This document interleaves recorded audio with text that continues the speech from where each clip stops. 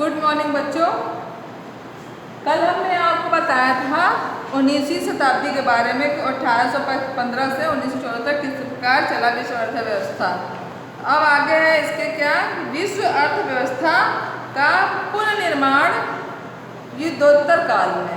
युद्धोत्तर काल मतलब युद्ध के समय जो विश्व का अर्थव्यवस्था पुनर्निर्माण किया गया था उसके बारे में। इसमें बोला है कि युद्धों के बीच अर्थव्यवस्था, पहला महायुद्ध मुख्य रूप से यूरोप में लड़ा गया था। पहला महायुद्ध जो है मुख्य रूप से कहाँ लड़ा गया था? यूरोप में लड़ा गया था। तो उसमें लेकिन इसका असर जो है सारी दुनिया में महसूस किया गया था। पहला महायुद्ध जो यूरोप में तो लड़ा गया था, लेकिन इसका जो असर था पूरी दुनिया में महसूस किया गया था। इसका अर्थव्यवस्था इतनी चरमरा गई थी पूरे विश्व की कि इसमें अत्यधिक कठिनाइयों से मनुष्य को अपना जीवन जीना पड़ा था। तो इस अध्याय में हम जिन चीज़ों पर विचार कर रहे हैं उनकी दृष्टि से एक महत्वपूर्ण प्रभाव यह रहा है कि इस युद्ध ने विश्व अर्थव्यवस्था को एक ऐसे संकट में धकेल दिया जिससे उबरने में दुनिया को 3 दशक से भी ज़्यादा समय लगा। तो जो ये विश्व युद्ध हुए थे इनमें अर्थव्यवस्था कितनी चरमरा गई थी, तो उनकी दृष्टि से यदि हम इसका एक महत्वपूर्ण प्रभाव देखेंगे, इसमें क्या हमें दिखाई देता है कि यह एक युद्ध जो है पूरे विश्व की अर्थव्यवस्था को ऐसे संकट की ओर ढकेल दिया था, आगे की ओर बढ़ा दिया था कि इससे निपटने में, उभरने में पूरे विश्व को 2 दशक से भी ज़्यादा समय लगा था। इससे उभरने में, इस युद्ध से पूरे विश्व को, एक देश को ही नहीं पूरे विश्व को 2 दशक से ज़्यादा समय लगा था। लेकिन इस युद्ध में मौत और तबाही की कोई हद बाकी नहीं थी। क्या था? इस युद्ध में ऐसा कोई समय नहीं था कि मौत और तबाही की हद पार कर चुका था। लेकिन माना जाता है कि इस जंग के कारण प्रत्यक्ष या अप्रत्यक्ष रूप से करीब 6 करोड़ लोग मारे गए थे। यह 1939 की वैश्विक जनसंख्या का लगभग 3% करोड़ों लोग घायल हुए थे।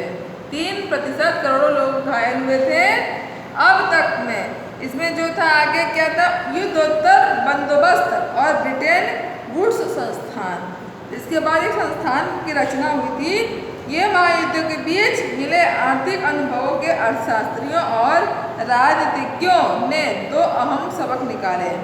इससे क्या सबक निकाला अर्थशास्त्रियों ने और राजनीतिज्ञों ने? कि पहला, बृहद उत्पादन पर आधारित किसी औद्योगिक समाज के व्यापक उपयोग के बिना कायम नहीं रखा जा सकता है। पहला जो क्या बात है, सबसे पहले प्रमुख कि इसमें जो आधारित है समाज और औद्योगिक और उपभोग, इसमें पहले कायम रखना है। लेकिन व्यापक उपभोग को बनाए रखने के लिए यह आवश्यक था कि आमदनी काफ़ी ज़्यादा और स्थिर होनी चाहिए। इन सब से निपटने के लिए हमें क्या करना था कि आमदनी जो हमारी थी इससे ज़्यादा होना चाहिए था और बृहद उद्योग के कारण सभी को इस पर निर्माण कार्य करने के लिए कार्यरत रहना चाहिए। फिर क्या होता है कि संक्षेप में इसको क्या है, संक्षेप में युद्धोत्तर अंतर्राष्ट्रीय आर्थिक व्यवस्था का मुख्य उद्देश्य यह था कि औद्योगिक विश्व में आर्थिक स्थिरता एवं पूर्ण रोजगार बनाए रखा जाए। संक्षेप में विश्व क्या कहता है, अंतर्राष्ट्रीय आर्थिक व्यवस्था को मुख्य रूप से, इसका क्या मुख्य उद्देश्य था कि इसको मुख्य रूप से औद्योगिक जो है विश्व में आर्थिक स्थिरता एवं पूर्ण रोजगार लाए। ठीक है। फिर इसके बाद इस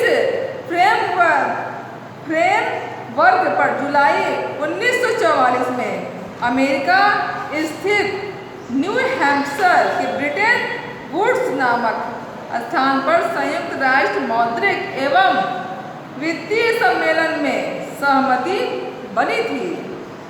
फिर इसके बाद बोलता है कि अंतर्राष्ट्रीय जो मौद्रिक व्यवस्था राष्ट्रीय मुद्राओं और मौद्रिक व्यवस्थाओं को एक दूसरे से जोड़ने वाली व्यवस्था है। इसमें क्या व्यवस्था की गई कि जो अंतर्राष्ट्रीय मौद्रिक थी, अंतर्राष्ट्रीय मुद्रा रुपया जो हमारे भारत देश का रुपया है, तो इसमें जो अंतर्राष्ट्रीय मुद्रा थी वह व्यवस्था में राष्ट्रीय मुद्राओं और मौद्रिक व्यवस्थाओं को एक दूसरे से जोड़ने वाली थी, एक दूसरे की पूरक थी।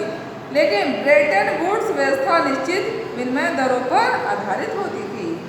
फिर इसके बाद बोलता है कि प्रारंभिक युद्धोत्तर वर्ष, मतलब कि शुरुआत जो वर्ष था युद्ध का, उसमें क्या था? तो ब्रेटन वुड्स व्यवस्था ने पश्चिमी औद्योगिक राष्ट्रों और जापान के लिए व्यापार तथा आय में वृद्धि के एक अप्रतिम युग का सूत्रपात किया।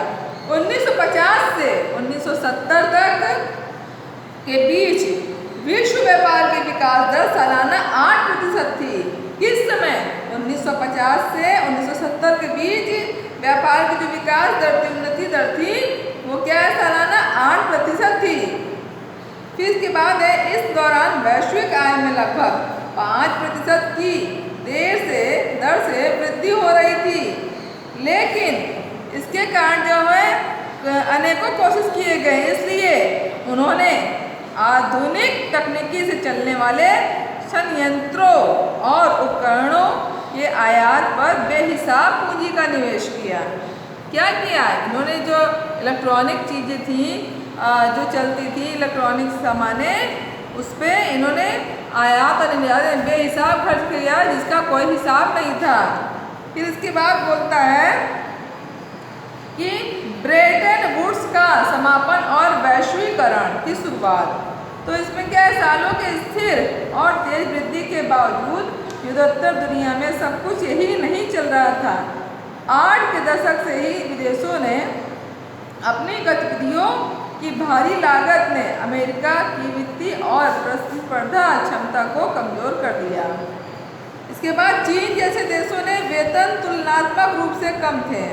चीन जैसे देशों में वेतन जो है, तनख्वाह होती है, वो तुलनात्मक रूप से कम थे। फलस्वरूप विश्व बाजारों पर अपना प्रभुत्व कायम करने के लिए प्रतिस्पर्धा कर रही थी विदेशी बहुराष्ट्रीय कंपनियों ने वहाँ जमकर निवेश करना शुरू कर दिया। तो चीन जैसे वेतन तुलनात्मक देशों में अंतर्राष्ट्रीय स्तर पे विदेशियों ने उन कंपनियों में जमकर अपने निवेश करना शुरू कर दिया। इस प्रकार हमारे अनेक ऐसे युद्धों में आर्थिक व्यवस्था कमजोर हुई, चरमराई, और फिर धीरे धीरे आगे चलकर इससे सभी लोग क्या किए? निकलने लगे। फिर सुधार हुआ, फिर धीरे धीरे अंतर्राष्ट्रीय, बहुराष्ट्रीय इन सब के कार्य करने चालू हो गए। यह आपका पाठ समाप्त होता है। इसका PDF हम आप लोगों को भेज देंगे।